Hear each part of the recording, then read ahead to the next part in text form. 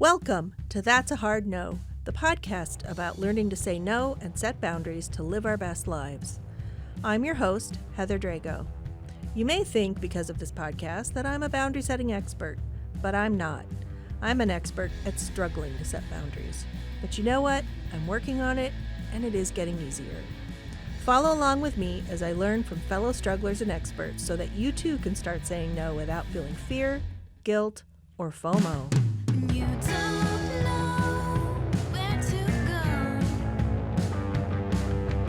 Unfriendly applications got you feeling low.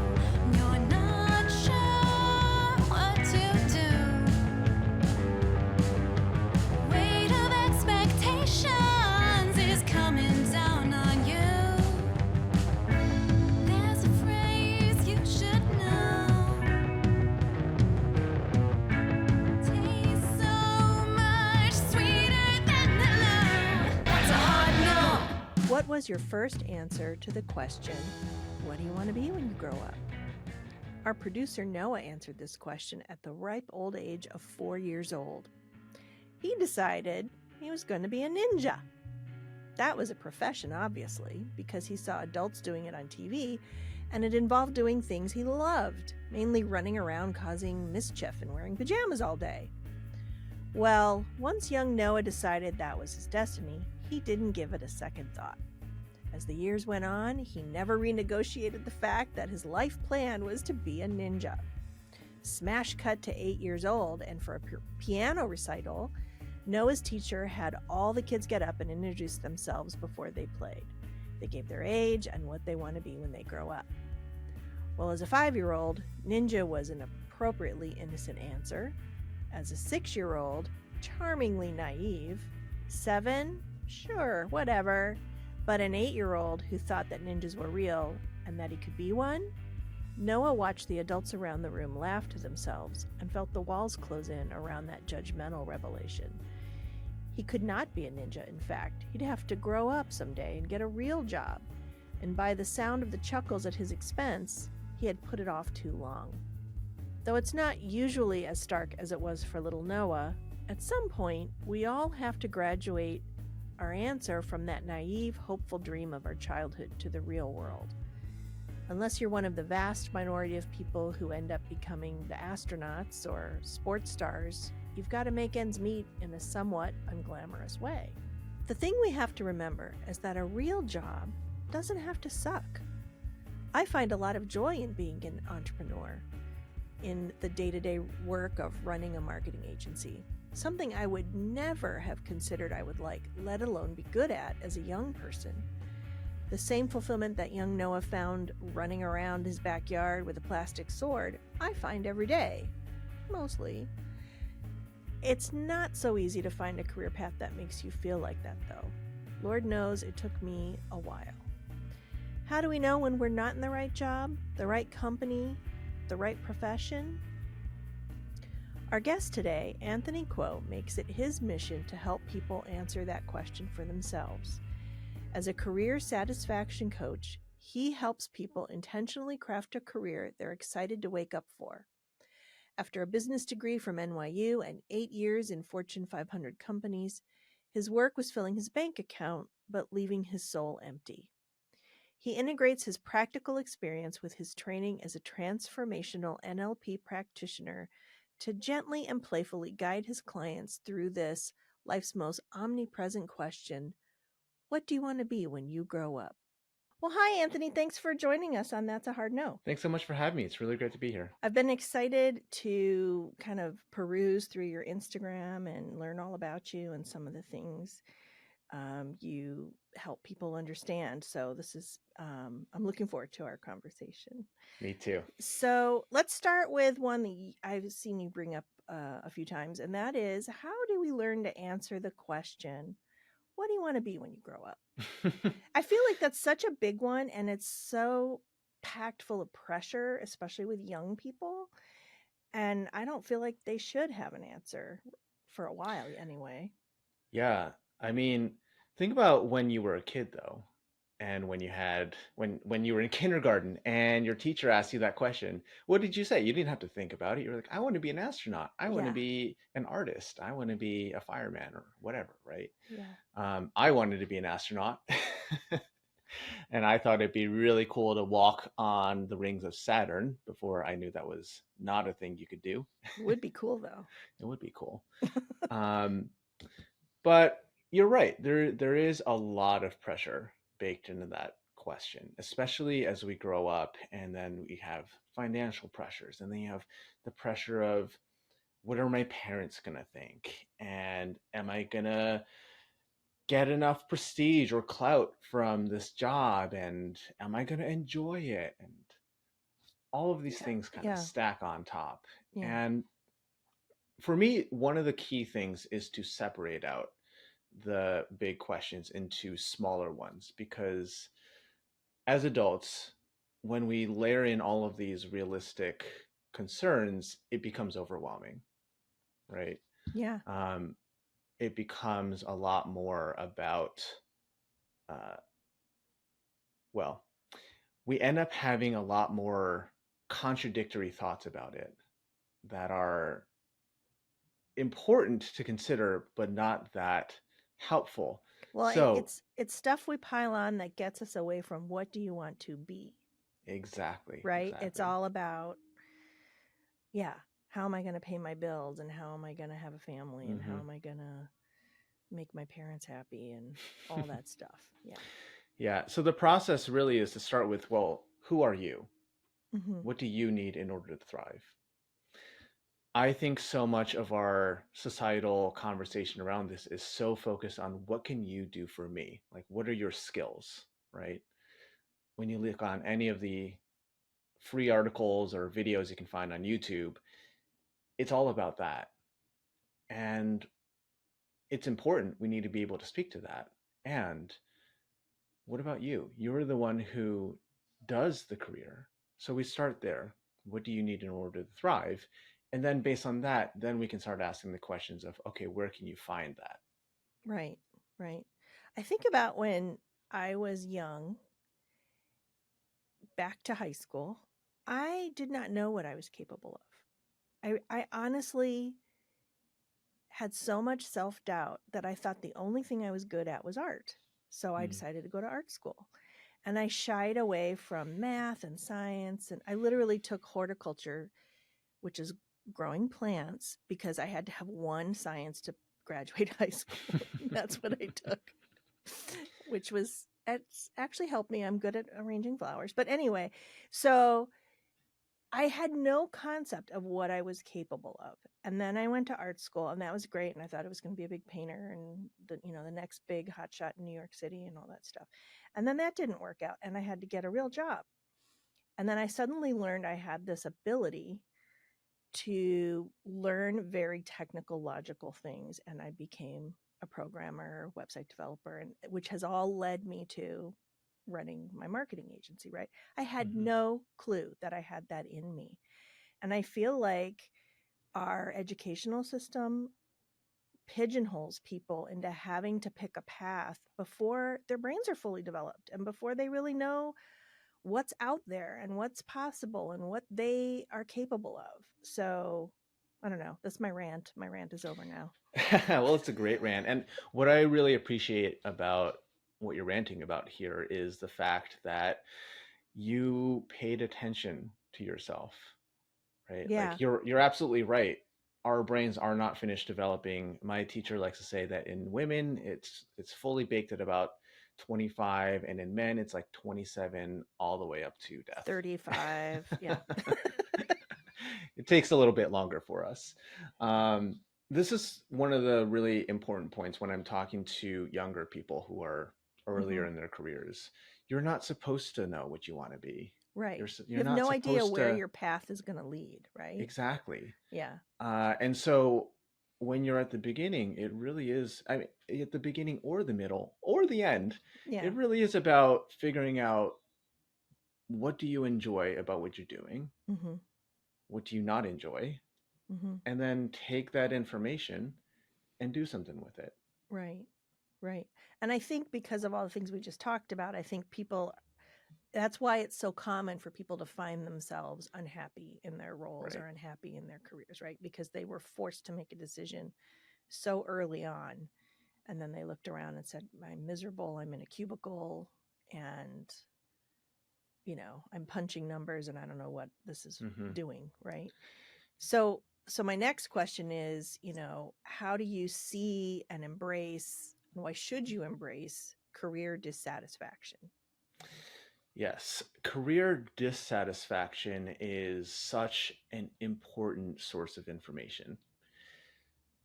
I think we tend to shy away from feeling that because it's uncomfortable. And Mm-hmm. also, there's this whole like positivity movement that like you should focus on what you're grateful for instead, Mm-hmm. Mm-hmm. um, which, as a positive psychology tool, it's super effective.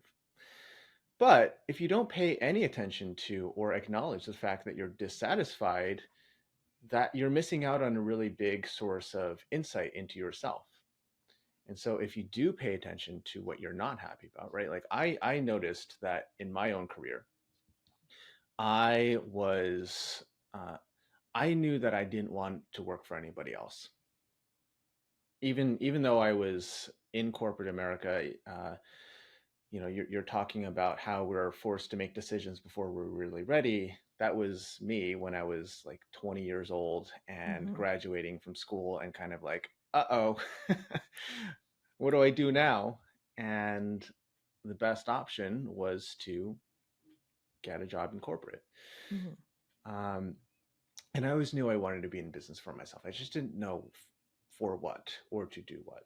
And I Or how to spent a really start. long Yeah. time uh, trying to improve that for myself.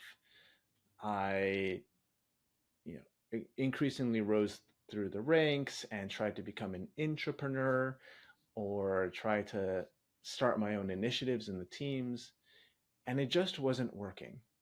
And ultimately, it took me recognizing for myself that there was no way that I would be happy unless I actually didn't have a boss anymore. And there was no way that I was going to be able to fix that, regardless of how good things were in corporate. Mm-hmm. Um, and so, if I hadn't paid attention to that, I'd probably still be in an office right now. Mm-hmm. Yeah. And not going after the things that matter to you, but Exactly. helping someone else fulfill their priorities. But on the flip side, if we're dissatisfied, do we necessarily need to make a dramatic career change, or are there We ways do we can not. rethink our boundaries, our mindset, and stay within maybe the same career, but maybe a different role somewhere? Yeah. I'm so glad you're asking this, and this is part of why I was so excited to talk about this with you because no, the answer is no, you don't have to. Actually, in most cases, if you're listening to this episode, you're probably, chances are pretty good that you're sitting in your car on your way to your office and Or you're wondering, in your should cubicle. yeah, in your cubicle, on a run, whatever, right? Yeah. You're Yeah. you're wondering to yourself, should I quit my job? Should I not? Should I start looking? Should I start brushing off my resume? Is it worth it? Is it worth the risk? And for some of you, yes, absolutely, right? Some of you are in absolutely awful situations and there's no getting around that and you just need to leave. But for a lot of you, what if I told you that you didn't have to? What if I told you that you didn't have to take on that kind of risk and disruption that comes with a really big change? It's stressful Mm-hmm. to have to go through that whole Oh, process. yeah. And I'm a really big believer in minimum effective dose, right? If you have a headache, you should probably really only take the 1 or 2 Advils that it takes to cure, the symptom, because with every additional uh, dosage that you take, you're increasing the risk of side effects and other nasty things without actually adding to the benefit that you need, right? And career change is the same way. It comes with risk. It comes with disruption. It is one of the biggest and most stressful decisions you can make in your lifetime. Uh, and so given all that, if you can make it work where you currently are just by having perhaps an uncomfortable conversation or two, Mm-hmm. why not do that? Mm-hmm. Mm-hmm. And so that is where I almost always will start with people when I work with them, is help them identify, okay, well, what actually do you need, right? The knee-jerk reaction is I need to move to a different country and become a completely different thing. I wanted to move to New Zealand and become a sheep farmer, for example. Wow. My parents had to talk me off of that particular ledge. That's a big uh, ledge. turns out that was actually not necessary for me to be happy, but that's in that place. That's all I could think of, right? Right. Um, and it turns out what I needed was just to reconfigure things, Yeah. and Yeah. one step at a time. So when you're working with clients and they're dissatisfied and they're like, I need to find another career path. I hate this or I hate my life, whatever. When you help them kind of think about where they are and whether it's worth staying, what are some common boundaries or difficult conversations you help them get through? One of the big ones is when they're being asked to do something they don't want to do. And this can come in all shapes and sizes. There can be really big ones where there are like ethical Mm-hmm. boundaries being breached and it's a violation of your sense of values and morals, Mm-hmm. all the way down to little things like things that are smaller than that but still feel really big and violating just in a different way, like being asked to work late or um, or not being given the opportunities that you want. Different kind of boundary or Mm-hmm. different kind of conversation. And many of these are addressable through having a direct conversation, right? Like if it's a, uh, or sometimes not even having a conversation. I worked with a client once who was putting in like 80-hour weeks. She was salaried, so it's not like she was being paid for that time. Mm-hmm. And if you did the math, that actually ended up bringing her to below minimum wage. Wow. And yes, her boss was demanding. Yes, her boss was micromanaging, but she was kind of doing it to herself. So the first boundary she had to set was with herself. Yeah, absolutely. And so one of the first things we did was just say, hey, uh, you're going to log off and stop answering emails at about 6:30. She did that. And for a week, nothing terrible happened. The world didn't end. And so it was like, okay, next week, you're going to log off at 6. Yeah. And she did that. And this amazing thing happened, that a chain effect happened where,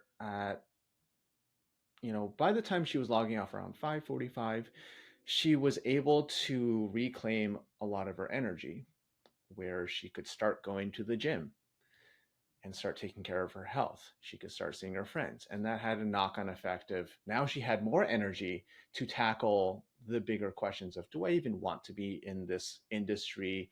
Mm-hmm. And start going networking and start volunteering at places. And that's actually where she met the person who hooked her up with her next job. Nice. So just And that like little boundaries, right? Yeah. And just, I'm kind of thinking about my own situation. I find that by setting those boundaries for myself, because when you're an entrepreneur, as you know, you can work 24/7, 365. Mm-hmm. There's always something to do, right? Mm-hmm. When I shut down the laptop and I walk away from my desk, which is in my house, so it's very easy to fall back into the rut, right? When I do that, I have more energy. So then I'm more efficient with my time, right? And I don't obsess as long on certain things. I get through things faster so that I can have a reasonable work-life balance, Yes. Slow down to speed up, I always say. Yeah. So I imagine, just based on my experience and people I've talked to on this podcast and everything, that when you are talking with people about setting boundaries and it is an external thing where they have to talk to someone, it's very common for people to be very afraid of what's going to Yes. happen and what the reaction's going to be. How do you talk them through that? So they're at two levels. One is the interaction itself, and then the other is what's going on the inside before and after the interaction. Uh, and for the interaction itself, I offer some scripts and talking points and conversation starters that can help to overcome some of that initial anxiety of how to even broach the topic. But actually, I think the more important part is what's going on the inside, right? Because if you don't feel like you can even have the conversation, you don't even feel like you're worthy of setting that boundary, you're going to have a much harder time having that discussion Right. or resisting the urge to cave when you're having the conversation, right? And one of the biggest pathways that I help people access is their sense of self-worth. A lot of the time when you are in a situation where you need to have this conversation, you've probably been steamrolled more than a few times.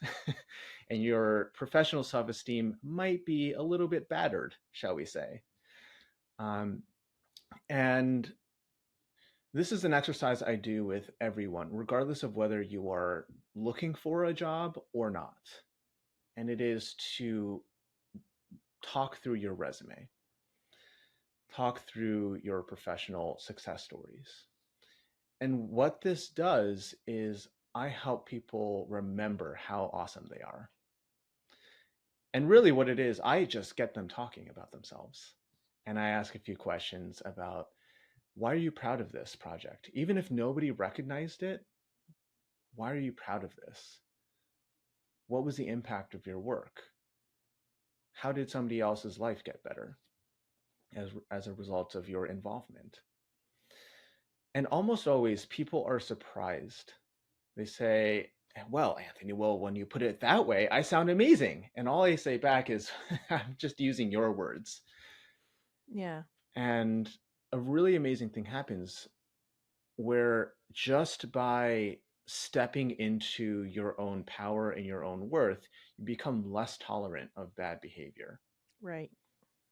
And That's it right. becomes that much easier to have the conversation and make your demands. Right.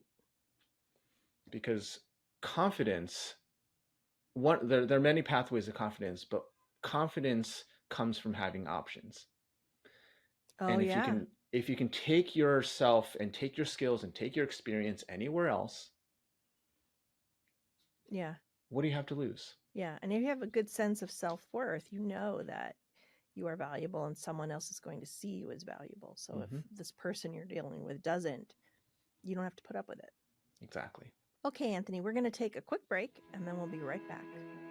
That's a Hard No is brought to you by Clever Grow Marketing, my full-service agency specializing in smart, strategic marketing solutions for businesses and nonprofits. Okay, so you're probably wondering, Heather, what's with the podcast about boundaries? Why not marketing? Well, maybe in the future, but for now, it actually does relate, so bear with me here. Smart marketing, strategic marketing, requires knowing what to say no to and why. Businesses and nonprofits get inundated with marketing options and offers every day. We help you cut through all that noise, focus on your specific needs, and develop actionable strategies that are doable and actually make sense. Whether it's websites, SEO, email, social, or traditional channels, we're experienced in all of it. So if you need help figuring out your marketing, visit our website, clevergrowmarketing.com, and get in touch. So much good stuff from Anthony. I really like his approach to helping people find their confidence and their self-worth in their careers. The next part of our conversation talks about quiet quitting, about acting our wage, and much more. When someone finds themselves very dissatisfied in their career of quote unquote choice, the one they find themselves in, right? Like you were early in your career. How do we know whether it's the field we're in, the industry, whether it's the role we're in, or whether it's the company culture? Our careers are very multifaceted, right? And this shows up a lot when I speak with people who have been in a role for a long time, like 10, 15, 20 years. And they're unhappy. and they've potentially been unhappy for the entire time.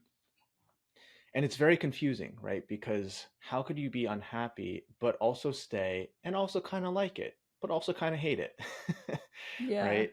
Yeah. Um, and I certainly had that experience where I was in the marketing world for 7.5 years, and I loved it and hated it at the same time. And it was very confusing. I didn't know why. And the reason is because some things were really pressing the right buttons for me and some things were just not. Hmm.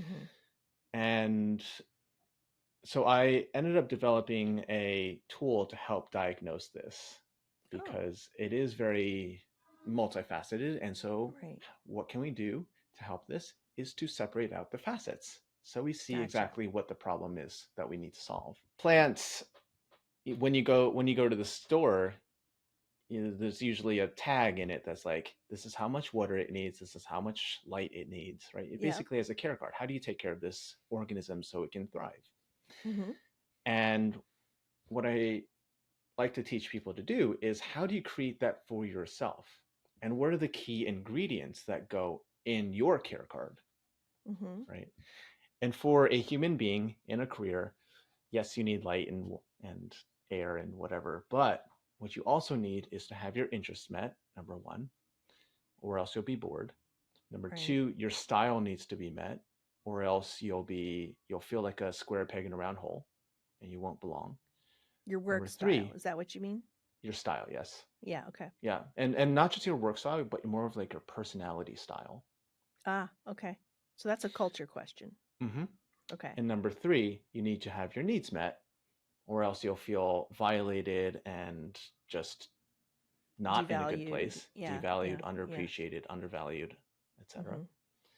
And number four, you need to be using your favorite skills, or else you'll feel incompetent and bored, Hmm. Hmm. right? And so, if we can identify what these four ingredients are for each person, and it's going to be different for each person, then we have a vocabulary with which we can diagnose what's going on, right? So, to your question, is it the culture? Is it the job? Is it the field? I don't know. Hmm. But if we have a care card in front of us, you can very easily tell, hey, you have a match in your style and your needs. So that means culturally the organization's great. You're flatlining on interests, which Hmm. means it's probably about what you're doing. And so it's either about how you're engaging what you're doing, and you need to maybe take a lateral move to like a slightly different way to engage it, or Right. we're going to look at something bigger where you're going to want to move into a different field. But hey, at least we have a blueprint for the environment you need to be in, That's interesting. or Okay. vice versa, right? Yeah. Yeah. So it could be you love the place you're working and it's in the field you like, but maybe Hmm. there's a different role for you, or maybe there's, Exactly. yeah, that's interesting. Okay. So let's say you decide to make a big career pivot.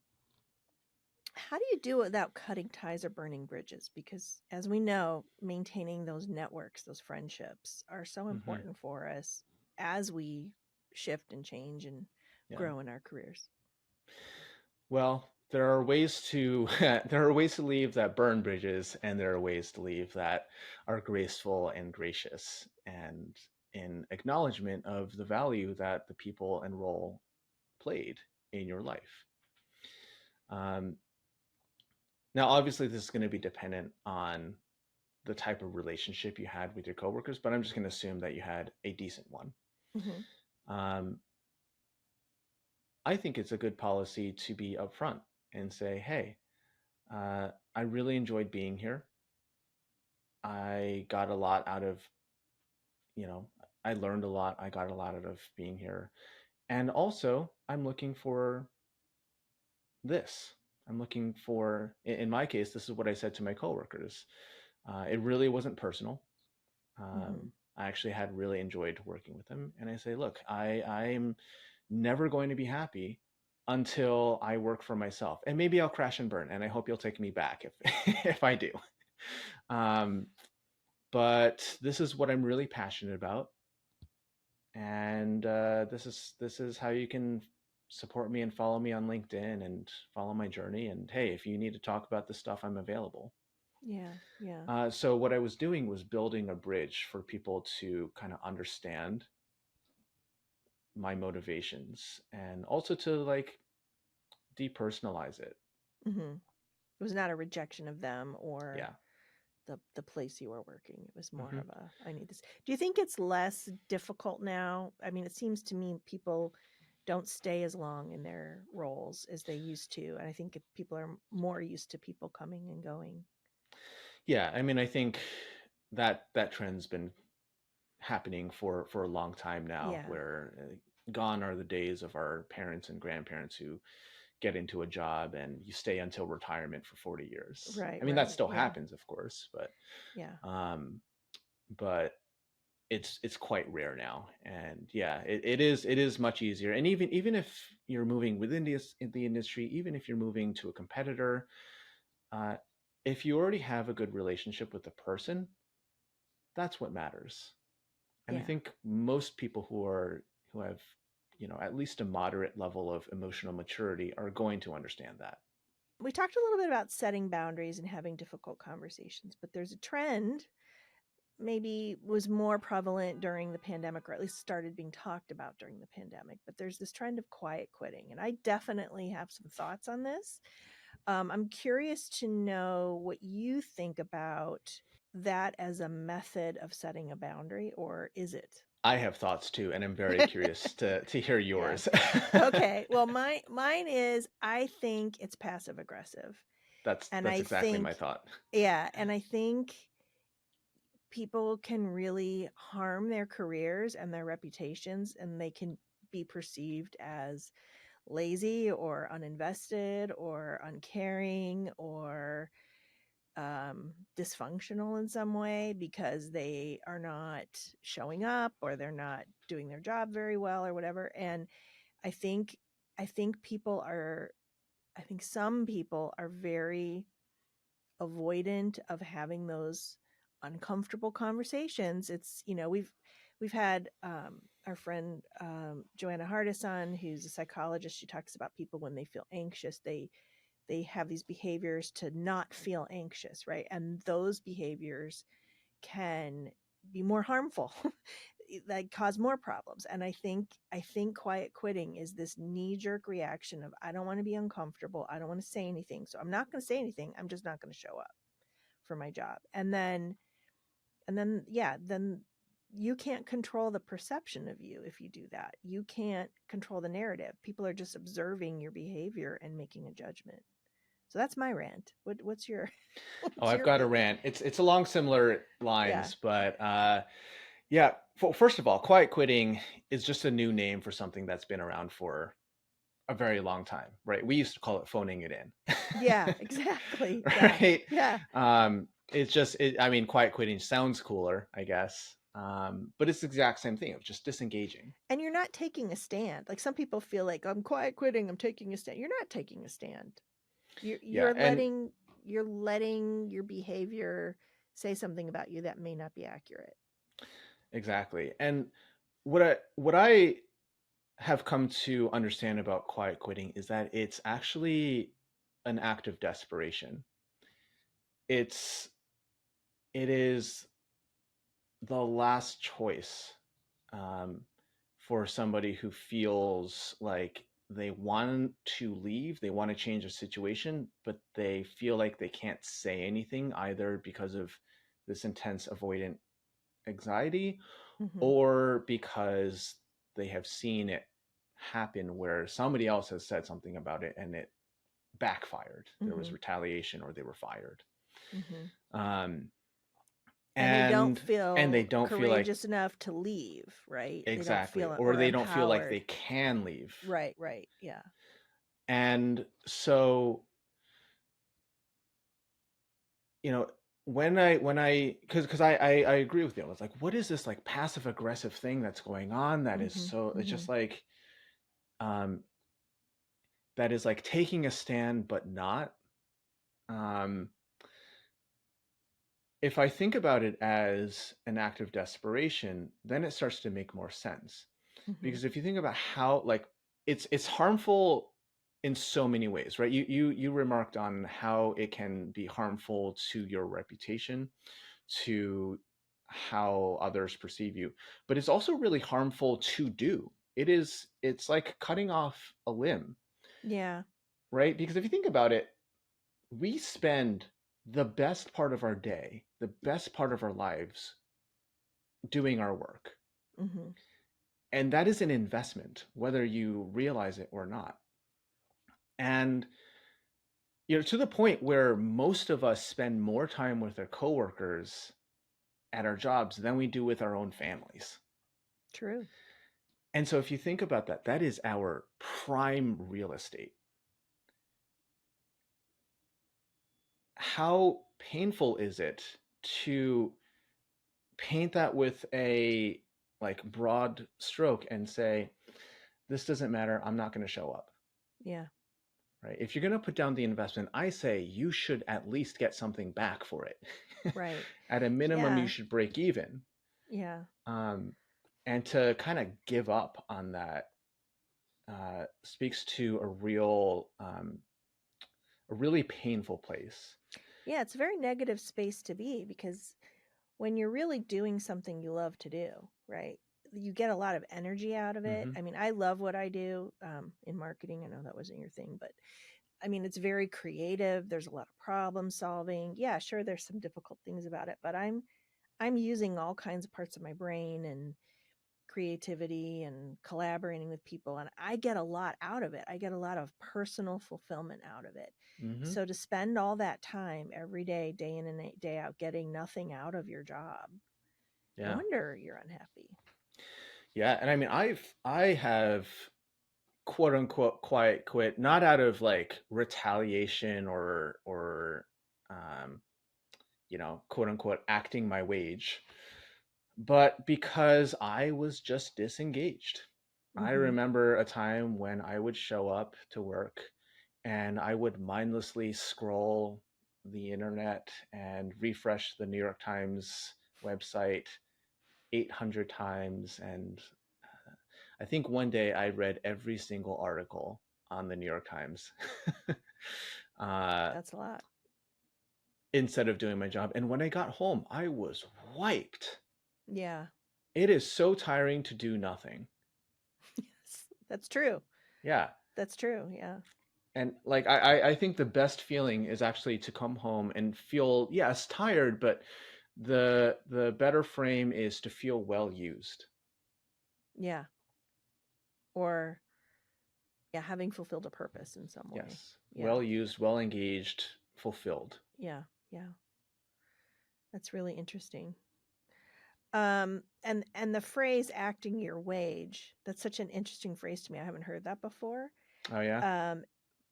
But we've had a number of guests in here talking about how we often, especially in our culture, make the mistake of defining our self-worth based on the amount of money we make, or the amount of, money we're contributing to the GPD, right? Like, Mm-hmm. we are not our money.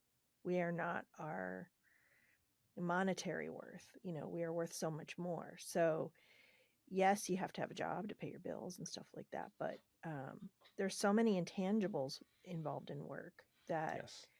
are part of it, and you don't want to cut those off. Yeah. One of my friends walked away from a six-figure job in Seattle. She was in the TV world. Uh, Uprooted her life, took a $50,000 pay cut so she could make the pain end. And when she did, she says she felt like a weight lift off her shoulders. Now I didn't know her when that was happening, and she tells me that, hey Anthony, if I had you in my corner at that time, I would have probably made a few changes where I could have kept that job. I didn't have to uproot my life, and I could have actually progressed down a career I actually really enjoyed.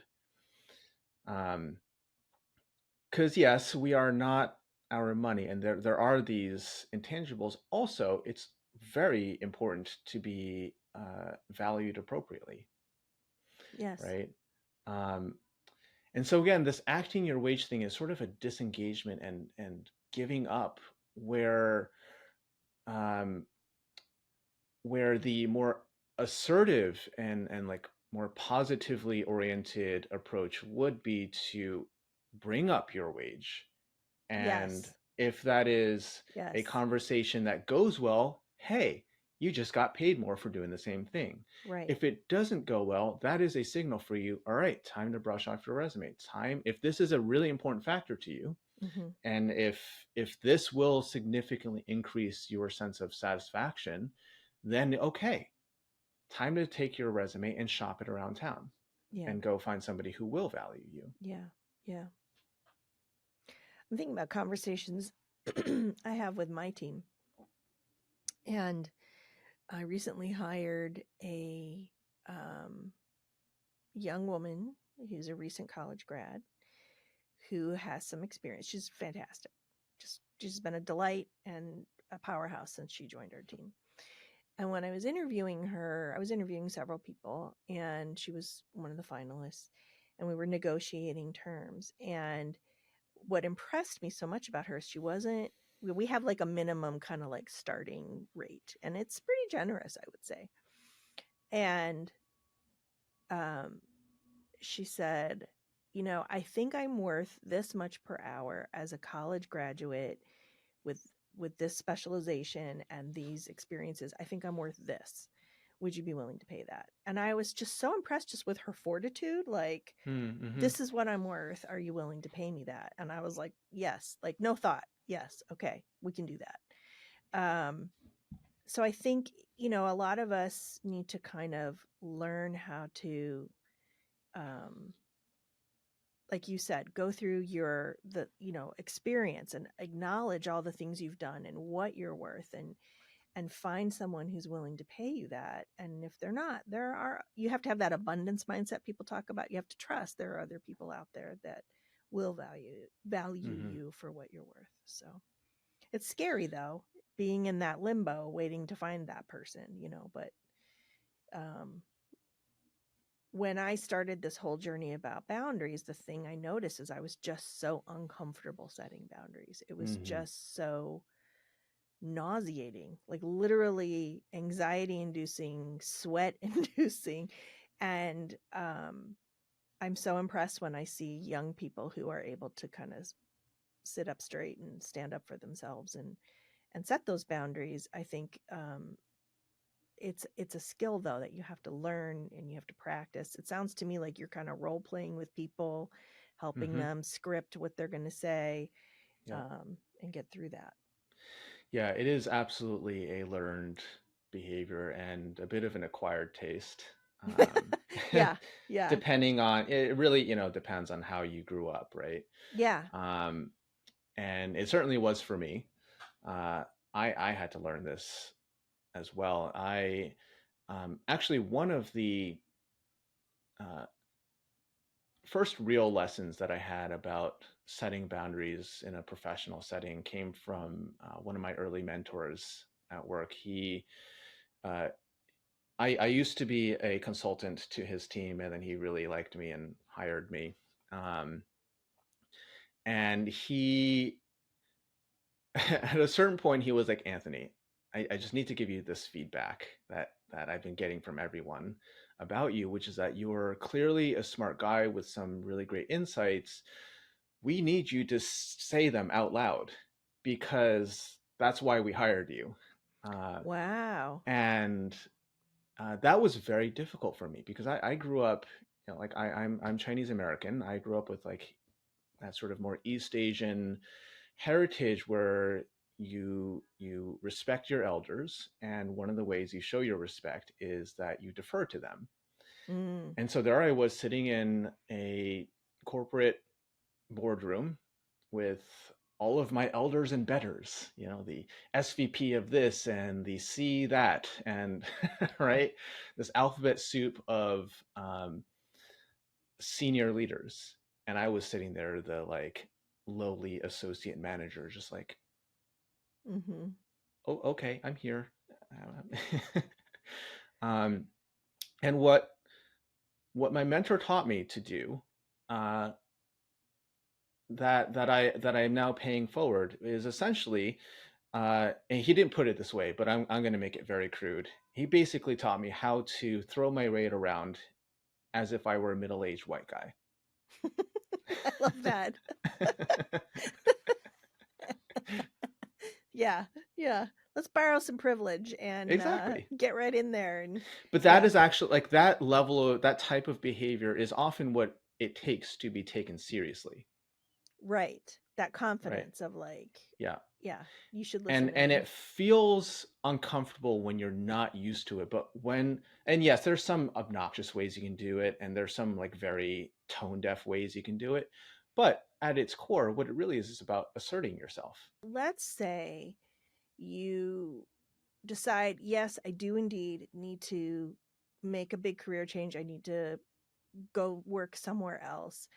That interview process is so difficult and can be so defeating, just getting your resume through the bots Mm. that read them and all that stuff.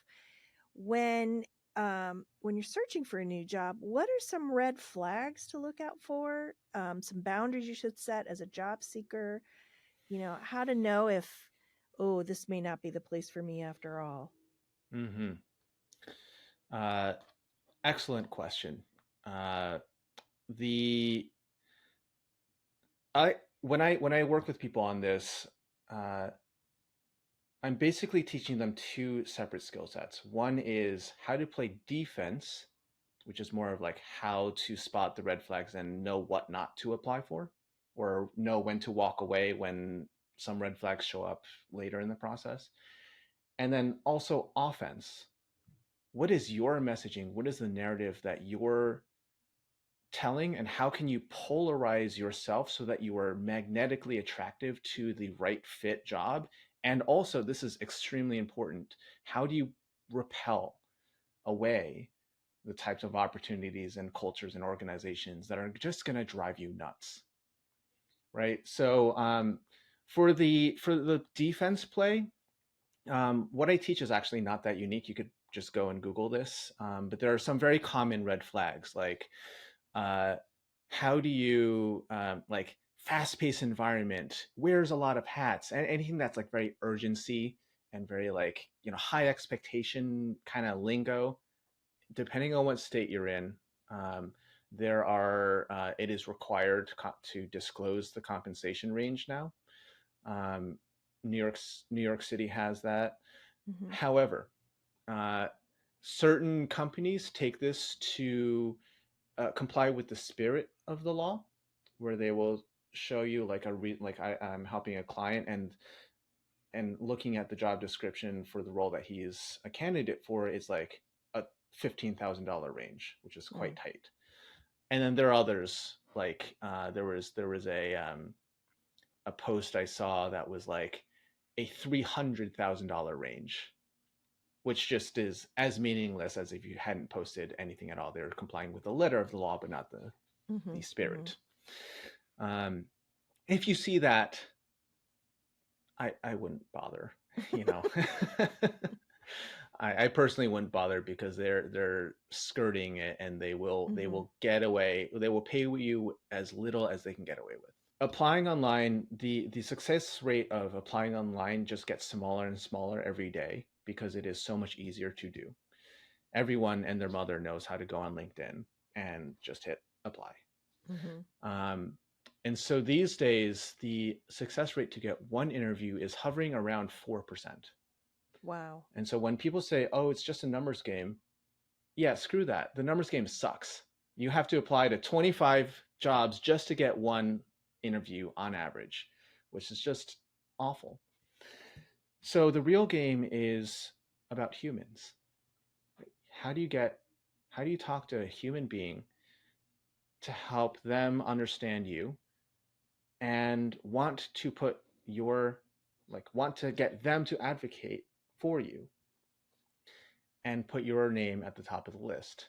Because this happens, right? You can manually flag an application in the system, or you can physically put someone's resume in the hiring manager's hands and say, you should talk to this person. And I've seen Right. this happen. This happens all the time. This is what I get my clients to do every day.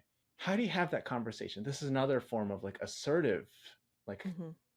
boundary setting and saying, this is what I would like, right? We are surrounded by people who are connected to other people. And there's a way where we can have conversations with them that don't feel like you're taking advantage of them,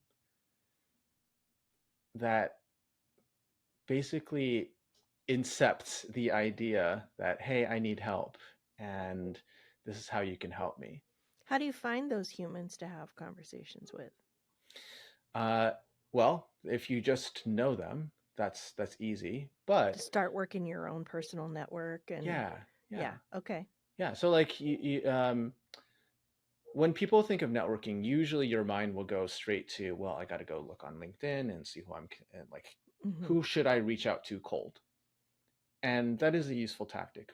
Maybe we should do that. But it is probably much easier for you to talk to somebody you already know, or is somebody that is handed off to you in a warm introduction. Yeah. And so it's very simple. Hey, do you know anybody who works in such and such a field? Or, hey, I saw that you were connected to Rebecca in marketing in this company, and I'm Mhm. really interested in becoming a candidate for that role. And would you mind putting me in touch with her so I can get a sense of what they're looking for and how I could put my best foot forward? That's a Hard No is a production of Clever Girl Marketing, my little agency in Cleveland, in partnership with our friends at Evergreen Podcasts. Many thanks to our amazing team, including Maura Del Rosario, our production and marketing coordinator, Noah Fouts, our amazing producer, editor, and composer who wrote our theme music and performed it with his band, The Big Leagues, and our new video producer and editor, Kay Holmberg. You can find show notes and resources on our website, and you can find other fun stuff on our socials. We're Hard No Podcast. Find your no, then say it with me.